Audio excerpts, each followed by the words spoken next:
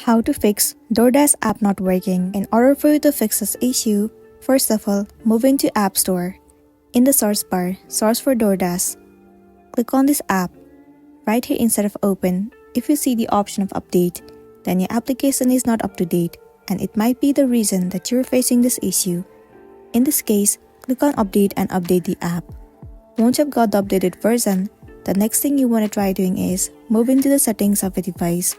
Head over to General and then move into iPhone storage.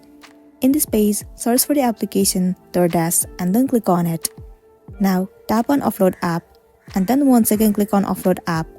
It will clear the cache and the storage of the application. It will also remove all of the unwanted bugs and make your application run smoothly. This might also fix the issue that you have been facing in this app. If not, try uninstalling the application and then reinstall it.